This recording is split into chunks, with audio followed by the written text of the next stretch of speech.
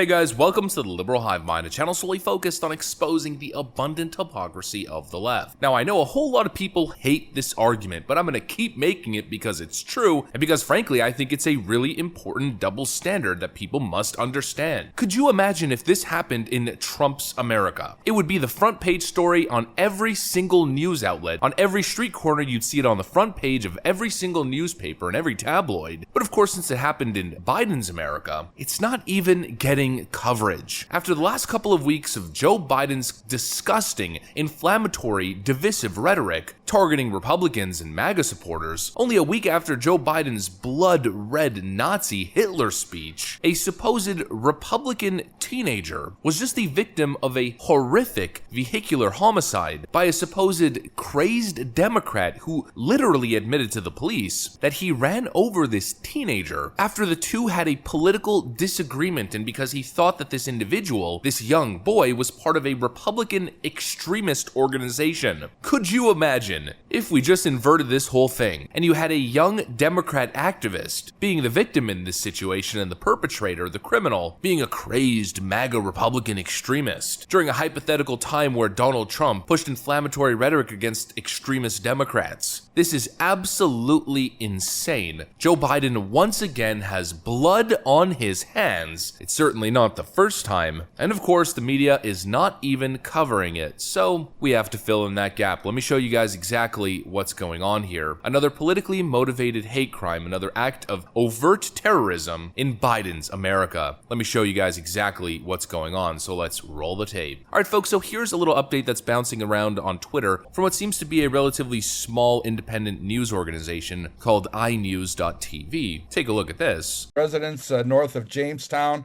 according to state radio logs, the reporting party identified as Shannon Brandt stated he struck the pedestrian because the pedestrian was threatening him.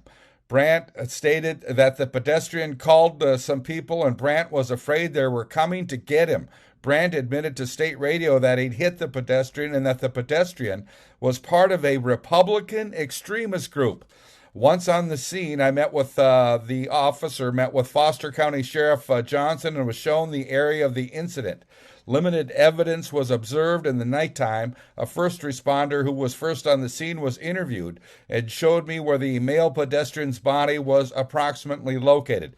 The responder was identified and stated that the family of the pedestrian showed up along with the family of Brandt shortly after his arrival.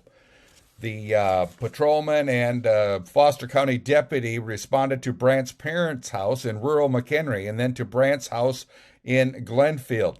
There, Brandt was interviewed by the patrolman outside his residence and admitted to consuming alcohol prior to the incident. Brandt admitted to striking the pedestrian with his car because he had a political argument with the pedestrian and believed the pedestrian was calling people to come get him. Brandt admitted to leaving the scene of the incident and returning shortly after, where he called 911. Brandt did not remain on the scene until law enforcement arrived and ultimately returned to his residence.